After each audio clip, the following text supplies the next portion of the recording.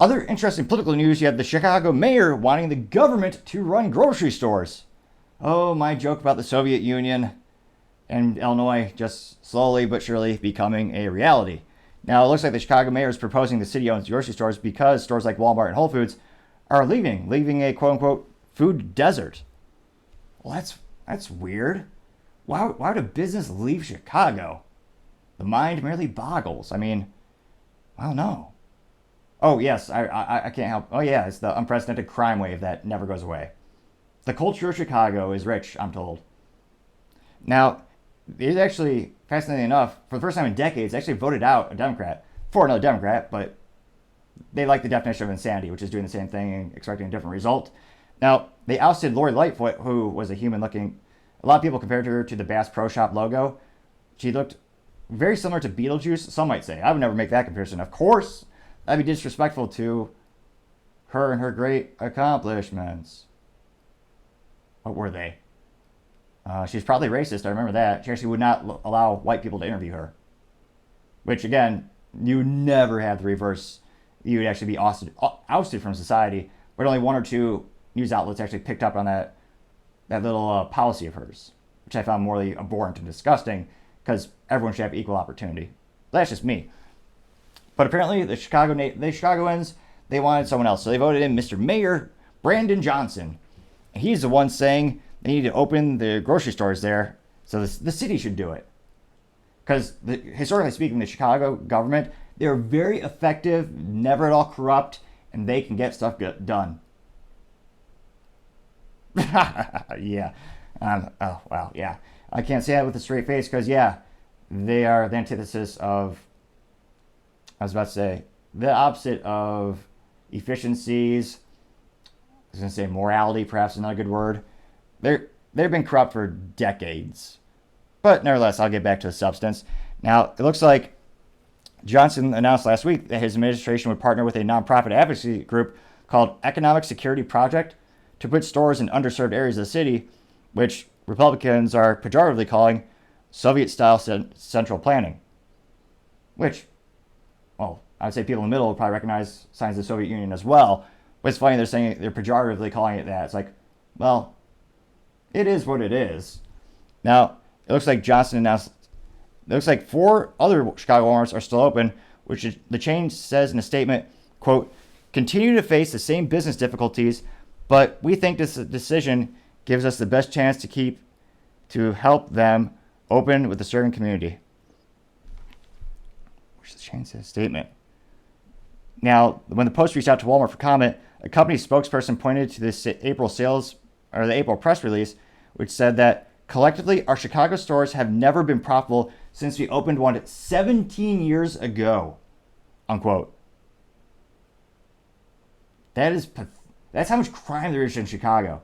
That's how bad it is. They've had that store location for 17 years, and they never made a profit. But the culture of Chicago is great. Don't forget. And they're going to, just like the Chicago Bears, they'll be good next year. Yeah, I'm not a big sports balls enthusiast, but even I know the Bears are rudimentary at best. I'm told they have a good defense. They just perhaps don't know how to get on the scoreboard is their issue, perhaps.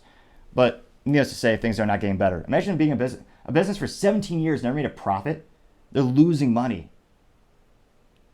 Yes, not a good idea to be there. They also said that last November, Whole Foods closed in Inglewood after 6 years in the South Side lot, 1 year before their lease was up. Which, that shows how bad it is. In terms of retail, I mean, they're paying for that no matter what. So they actually they closed early. They left early because they're losing so much money. Now, apparently, the location boasted very affordable prices for their infamously they're saying it's overpriced organic foods. Well, I would say that too, because you can get organic foods at Walmart too for a fraction of the price. But if it's affordable prices, that's not the Whole Foods model. That's not going to be long-term profitable for them because the cost of goods for them are also more expensive than average for a retailer, or for a grocery store rather. Now, they go on to say, however, as the years went on, items at the Englewood Whole Foods became too expensive for the neighborhood's residents, and the store was often empty at peak shopping times, like Saturdays, according to the outlet called The Block Chicago. And it looks like, yep, the post coming to Whole Foods. Only time someone's saying, we'll see if a government store actually goes there.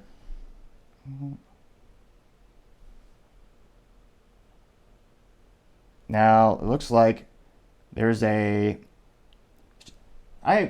exist, I guess. The fact that they exist is interesting in and of itself, but there is a Chicago Republican Party. I know they probably only get 18 votes in the city of Chicago. Now, interestingly enough, if you look at the demographics or look at the voting patterns in Illinois, like many states, the big, highly congested voting area where it's the bluest is the actual city. When you go to the outskirts, there are more conservative areas. You see this fascinating, well, not really, it's kind of a common phenomenon actually, in other places like New York as well as California. But it looks like, in terms of asking for their comment, they said, quote, take all of the problems private chains face in low-income areas, then add amateur management by bureaucracy, Chicago-style political corruption in hiring and contracting, and limited range of products, says, this is from Steve Bolton, the chairman of the Chicago Republican Party. Which, yeah, it's not going to work. Name me one thing that the government of Chicago has done well in the past, 20 years. Yeah, it's not going to work. And they also continue to say, quote, private chains should just pull out of all the neighborhoods because the city stores will have better police protection and lower prices subsidized by a long-suffering Chicago taxpayer. Yeah, good luck. Again, the businesses are leaving Chicago. Even Boeing left. That was one of the most prestigious businesses headquartered in Chicago.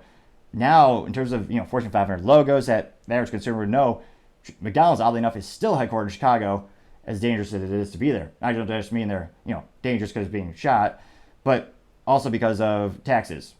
It's going to be dangerous in terms of how can you make a profit? I don't know. Now, it looks like Bolton also continued to say, quote, food deserts do exist in the Chicago neighborhoods, but the answer is promoting capitalist prosperity and stopping crime, not just injecting more socialist dependency, unquote. Which, yes, I tend to agree. But it's also one of those things where you would need a cultural shift. If you really, and again, I've said this for years, and I'm not really unique in this statement. It's kind of a compilation of things I've heard from many people. And if you really want to turn Chicago around, which I suspect they don't, because like a lot of political issues, they want the issues to exist so they can depend on you, so they can actually raise money and get votes on those issues. And that's many issues to begin with. But as well as this is where if you want to fix Chicago, you just need to, you have to purge the city in terms of firing all the inept government employees that are there. You need new talent. You need to triple the police force, have them on the streets damn near 24/7 on the south side, and then set up partnerships with schools and the communities. Get businesses to, once you get the city that's safe, businesses will come there. You have the businesses work with the schools, say, hey, if you complete high school, you have summer internships with us, we'll pay for your college. After you graduate college, you work for us for at least 3 years so we get an ROI, and then you can go wherever you want. Again, make it safe, make it investable, and change the cultural shift. It could happen. Is it likely to happen? No, I don't think so, because in terms of my beliefs in politicians doing the right thing and cultural change, I'm pessimistic to say the least. But that's my theory of how you could conceivably make it a better place for everyone, including from the people to the businesses. But I'm not sure if that's really what they want to do. Now, in terms of, let's see here. In terms of the statistics on how bad it's getting, according to the Chicago Police Department, thefts are up 25% year to date, and robberies are up 11%. Again, businesses are leaving for a very specific reason. It's not safe and not profitable. See, the same exact thing happened in California's San Francisco. And yet, it's hilarious. They still find a way to blame anyone else but themselves. Now, it looks like in terms of the commentary,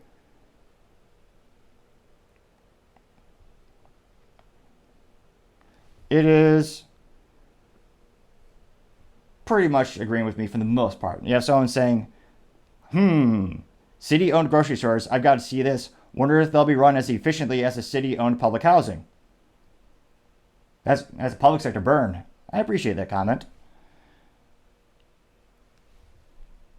Another one says, add a sign in front of each store saying, quote, allowed to take up to $1,500 worth of food before you have to pay. That should attract more customers, unquote. That person got 127 likes from that comment. And then the comment about the city-owned grocery stores got 192 likes.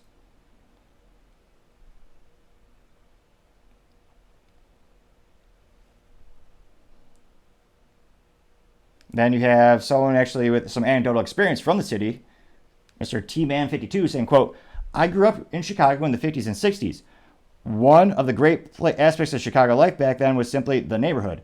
Every neighborhood had just about every business or service you needed to survive, and you could usually walk to them.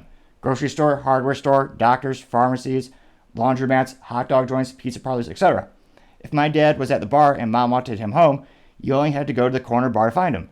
But once they started looting and vandalizing businesses, they leave. Can't blame them, unquote. Remember, this person got 32 likes. Which, again, is precisely the point. He is correct. Businesses are leaving. They have to. Not every business is like Walmart, and they can afford to have a loss for 17 years, which is fiscally irresponsible to say the least. It's almost as bad as the government. Well, not so much. I know the government's $33 trillion in debt thanks to Democrats and Republicans. They also have another comment by James Pierce saying, quote, government-owned stores. What a fantastic idea. I'm sure there's no chance at all they'll try to tell you what you can and can't buy and how much of it, unquote. The person got 46 likes, which is another very good observation. You have some government employees, what was that? There's a former mayor, I think it was New York, where they actually banned, it was Mr. Bloomberg, they banned soda drinks over like 16 ounces because they want to be in control of everything, unfortunately. Now, let me know in the comments, do you think a Chicago government-run grocery store would be successful? If you do, I'd love to hear your argument, maybe some anecdotal evidence of when it's worked before, and then take into account the culture of Chicago, and then change my mind. I'd be fascinated to see what you have to say. Thank you everyone again for taking the time to tune in. I know it's ambitious trying to get to 4,000 subscribers by the end of September, so if you could click that button, I'd greatly appreciate it. Also, don't forget to take the time to tell your families, tell your coworkers, tell your enemies, heck, tell anyone and everyone. Just stay safe and fight the good fight.